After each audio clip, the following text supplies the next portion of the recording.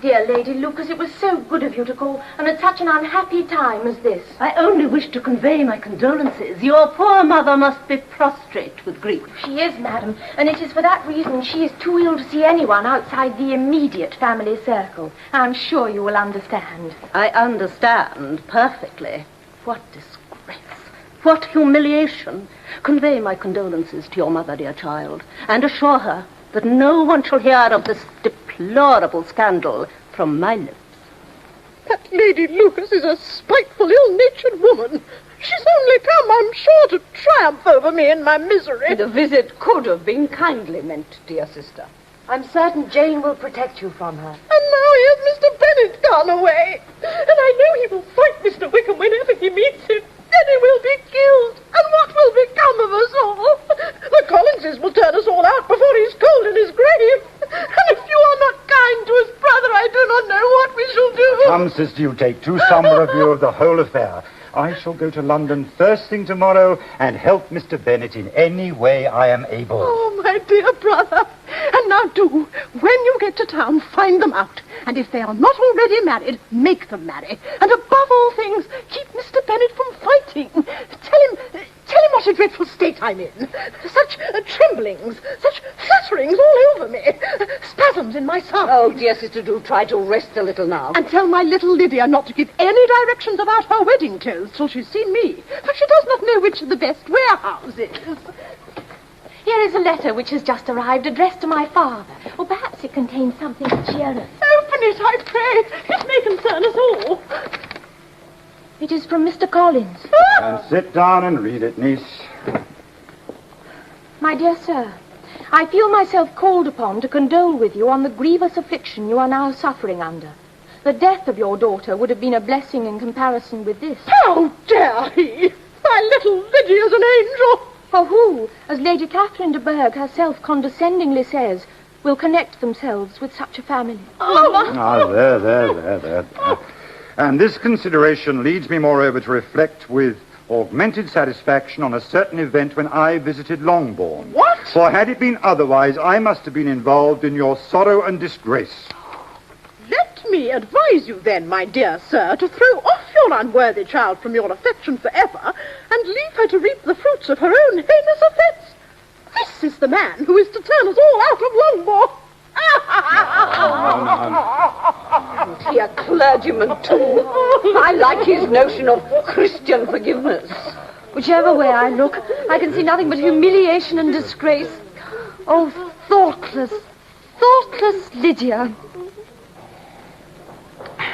I'd be a fool if I married her with a farthing less than £10,000. She's no beauty, connections, or wit. In fact, she's quite the silliest girl I ever met. I much preferred your sister. £10,000 it shall be. And the discharge of my debts of honour and other debts. I've prepared a list for your perusal. So be it. My lawyer will draw up a settlement in the proper terms in due course. I have, however, one further condition to my side of the contract. That no word of my part in this affair be made public. Credit, where credit is due, shall go to the lady's uncle, Mr. Gardner. I shall not quarrel with that condition. To acknowledge publicly any debt to you would be for me something extremely painful. As it has been in the past. May I come in now? Oh, what's this, Mr. Darcy? Miss Bennet? If you are a good girl, Lydia, and do what you are told, we shall be married on Saturday. Go and fetch your things. Married? Are you teasing? Is it true? It is true. Married on Saturday? Oh, Mr. Darcy, you are an angel. Miss Bennet, I would prefer that you kept your endearments for your future husband. Now collect your things. You are coming with me. Where are we going? To Grace Church Street. Your uncle and aunt are expecting you. My uncle and aunt? Oh, how dull it will be. I had much rather stay with you. My dear, they are here. Oh, Lydia. Kitty, control yourself.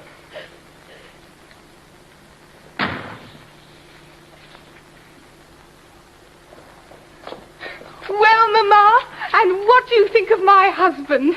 Is not he a charming man? Oh! I'm sure my sisters must all envy me. I only hope they have half my good fortune. Oh, Papa, they must all go to Brighton. That is the place to get husbands. What a shame it is, Mamma, we did not all go. Very true, my dear. And if I had had my way, we should. Oh, but my dear Lydia, I do not at all like Wickham's regiment going such a long way off. Oh, there is nothing in that. You must all come up and see us. We shall be at Newcastle all through the winter. Oh, Papa, you hear what Lydia says? Let us all go to Newcastle, I beg you. You go to Newcastle. I wouldn't trust you further than Meryton for £50. No, Kitty. And no officer is to set foot in this house again. Balls are absolutely prohibited, unless you dance with one of your sisters, and you are not to stir out of doors till you can prove that you have spent 10 minutes of every day in a rational manner. Oh, Papa! How could you be so cruel? Well, do not make yourself unhappy. If you're a good girl every day for the next 10 years, I will take you to a military review at the end of it. Your father is as witty as ever, Miss Elizabeth, and you are as beautiful. We were always good friends, were we not? And now we shall be better. Friends is beside the point, Mr. Wickham. But we cannot avoid being brother and sister. Mamma, do the people hereabouts know that I am married today? I was so afraid they might not. And we overtook Lady Lucas in her carriage, and I was determined that she should know it. And so I let down the side glass next to her and just rested my hand upon the window frame so that she might see the ring. And then I bowed and smiled like anything. My love, you did quite right. It is time that Lady Lucas learned that she cannot set herself above us any longer. Oh, my love, married at 16. Charlotte Lucas had to wait until 27, and then only to get Mr. Collins at the end of it. We were married, you know, at St. Clement's. My uncle and aunt and I were to go there together, and the others were to meet us at the church. Well, just as the carriage came to the door, my uncle was called away upon business to that horrid lawyer about the settlement. Well, I was so frightened, for my uncle was to give me away, and if we were beyond the hour, we could not be married all day. But luckily he came back in 10 minutes' time. But the wedding need not have been put off, for Mr. Darcy would have done just as well. Mr. Darcy? Oh, yes, he was to come there with Wickham, you know. Oh, but gracious me, I quite forgot I ought not to have said a word about it. Oh, I promised them so faithfully. What will Wickham say? It was to be such a secret. Lydia, you have told me half, so you must tell me all. Oh, well, I don't suppose it matters much anyway. It was Mr. Darcy who arranged it all. It was he who found us. He gave me my marriage settlement, and he purchased Wickham's commission in his new regiment. Oh, Lizzie, it is a much better regiment than the Loamshire.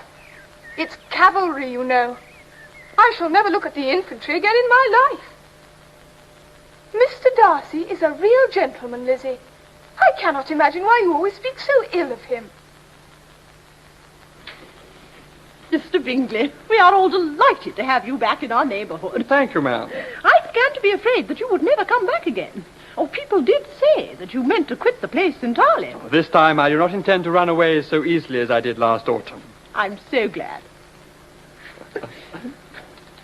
Darcy, I'm surprised to see you back in Hertfordshire. I seem to remember you expressing your dislike of the countryside. Madam, I did.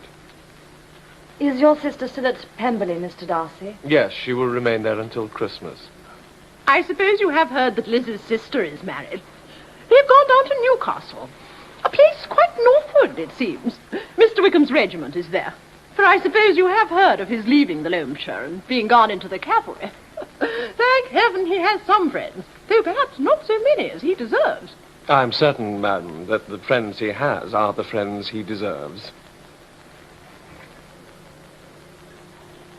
No, my sisters are staying in London for the present. You know, Miss Bennet, the months that have passed since last I saw you have made you, if such a thing were possible, more beautiful than ever. I'm truly happy to see you back in Hertfordshire. Do I dare to hope, then, that my absence was noticed? Was regretted by you? Oh, yes.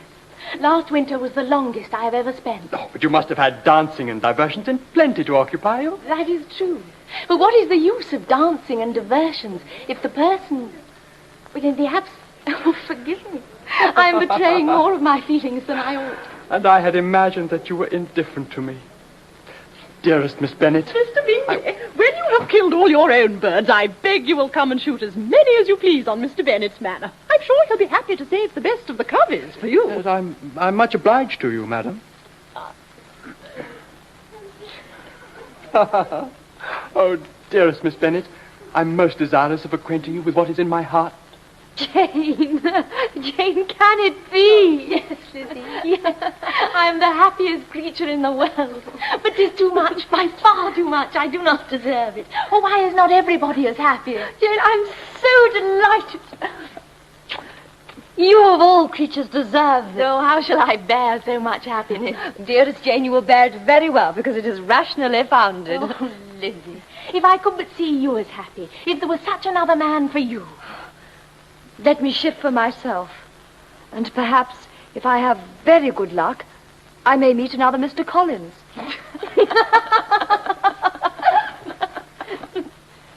Michaelmas Eve happening on the next day, were you invited to burn nuts and play tricks at neighbour Flamborough? Lady Catherine de Bourgh.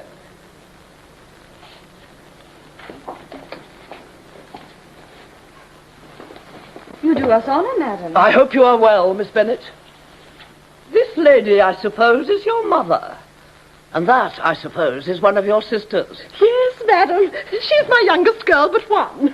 My youngest of all is lately married, and my eldest is somewhere about the grounds, walking with a young man who is soon to become a part of the family.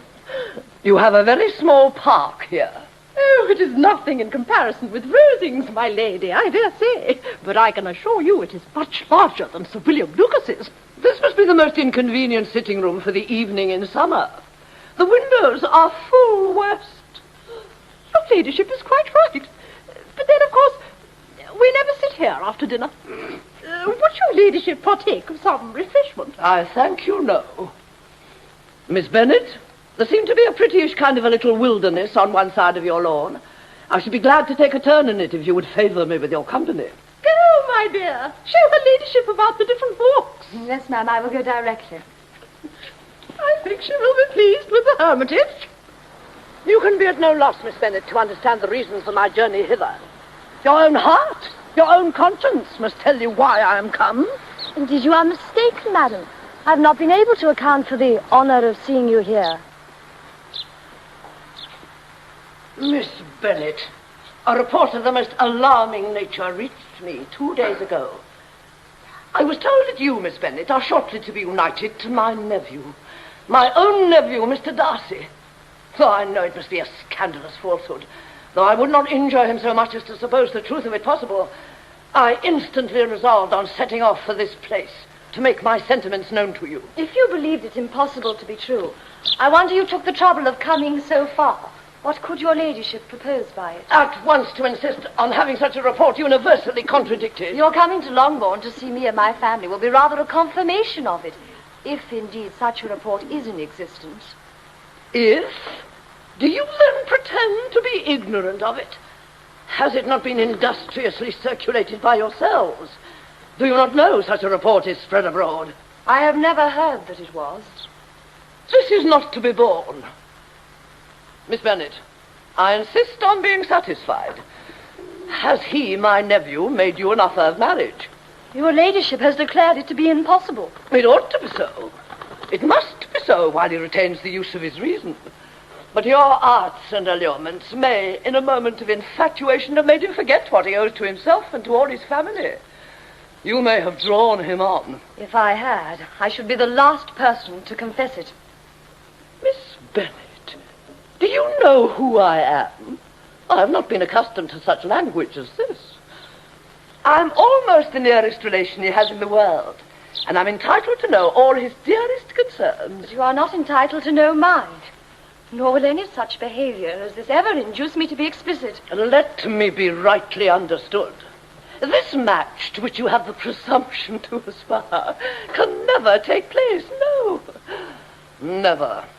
Mr. Darcy is engaged to my daughter. Now, what have you to say? Only this, that if it is so, you can have no reason to suppose he will make an offer to me. My daughter and my nephew are formed for each other. They are descended on the maternal side from the same noble line, and on the father's from respectable, honourable, and ancient, though untitled families. Their fortune on both sides is splendid. And what is to divide them? The upstart pretensions of a young woman without family connections or fortune? Is this to be endured? It must not. It shall not be.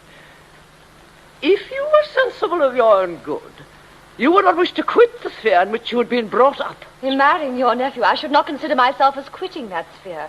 He is a gentleman. I am a gentleman's daughter. So far, we are equal. True, you are a gentleman's daughter. But who was your mother? Who were your uncles and aunts? Do not imagine I'm ignorant of their connection. Whatever my connections may be, if your nephew does not object to them, they can be nothing to you. Not so hasty, if you please. I have by no means done. I am no stranger to the particulars of your youngest sister's infamous elopement. I know it all. And that the young man's marrying her was a patched-up business at the expense of your uncle and father. And is such a girl to be my nephew's sister? Heaven and earth, of what are you thinking? Are the shades of Pemberley to be thus polluted? You can now have nothing further to say. You have insulted me in every possible method. I must beg to return to the house. You have no regard, then, for my nephew's honor and credit. Lady Catherine, I have nothing further to say. You are resolved to have him? I have said no such thing. I am only resolved to act in that manner which will, in my own opinion, constitute my happiness without reference to you or anybody so wholly unconnected with me. I take no leave of you. I send no compliments to your mother. You've deserved no such attention. I am most seriously displeased. Such a long time, William. Now, do hurry up this time. Always takes so long. Ah, that's much better, yes. Now, then, I'm so pleased, Mrs. Bennet, that you made the acquaintance of Lady Catherine. You do not find her excessively gracious. Such manners, such breeding. Lady Catherine did not take leave of me, Sir William. I do not call that breeding. Mamma, please. No matter what some people may say, in my opinion, manners in Hertfordshire are far superior to those in town. If you will excuse me, Mamma. If my aunt has been neglectful of you, ma'am, I'm sorry. I trust I may be excused to apologize to Miss Elizabeth. That was exceeding generous of Mr. Darcy. No generosity can make amendment for Lady Catherine. Miss Elizabeth, I must seek to apologize for my aunt. It is I who should be apologizing to you, Mr. Darcy. For not thanking you sooner for your kindness to my sister. Or were it known to the rest of the family, If you will thank me, let it be for yourself alone. Your family owe me nothing. I thought only of you.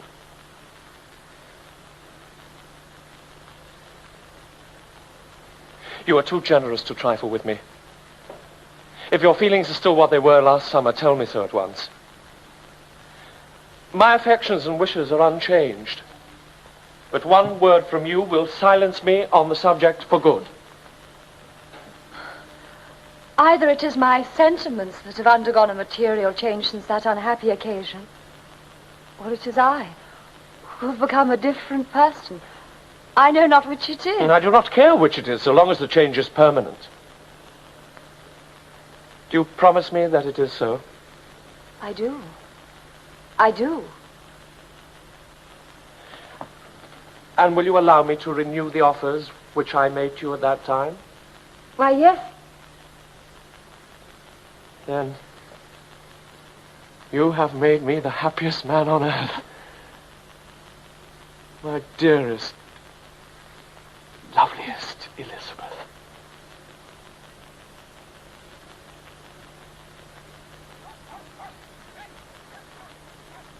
Lizzie, are you out of your senses? Have you not always hated him? Have you any objection other than your belief in my indifference? I know your disposition, Lizzie. I know you can never be happy unless you respect your husband. Father, I love him. You do not know what he really is. Well, he seems to have tamed you. But don't let him make you too serious. Tease him a little from time to time. My dearest, I cannot sleep. I can think of nothing else. Good gracious, through what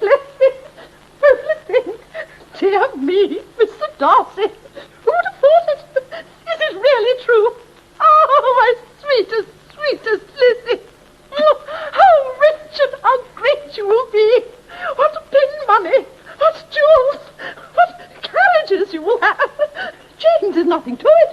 Nothing at all. A house in town. All that is charming. 3 daughters married. 10,000 a year. Oh, Lord, what will become of me? I shall go distracted. Mamma, pray contain yourself. I admire all my 3 sons-in-law highly. Wickham, perhaps, is my favorite, but I think I shall come to like your husband quite as well as James.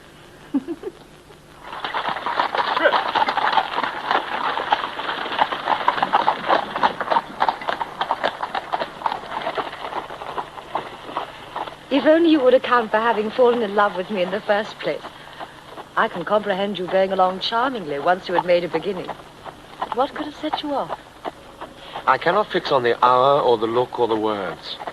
It was too long ago. I was in the middle before I knew that I had begun. My beauty you had early withstood. And as for my manners... Now, be sincere. Did you admire me for my impertinence? For the liveliness of your mind, I did. You may as well call it impertinence at once. It was very little less.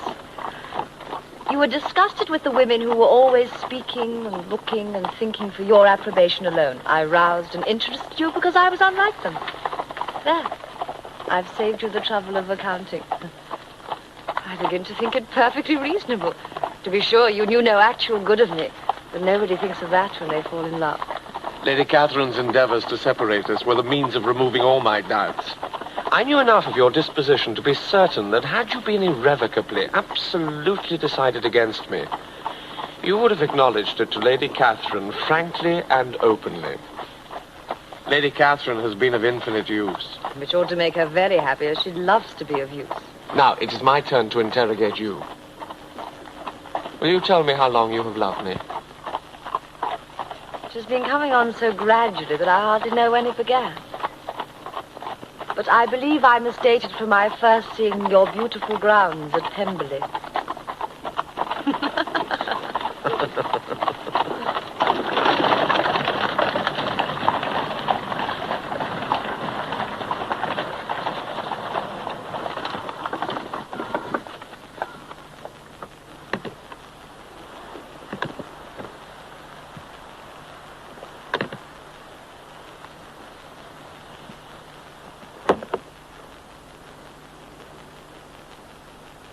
We are arrived. Welcome home, Mrs. Darcy.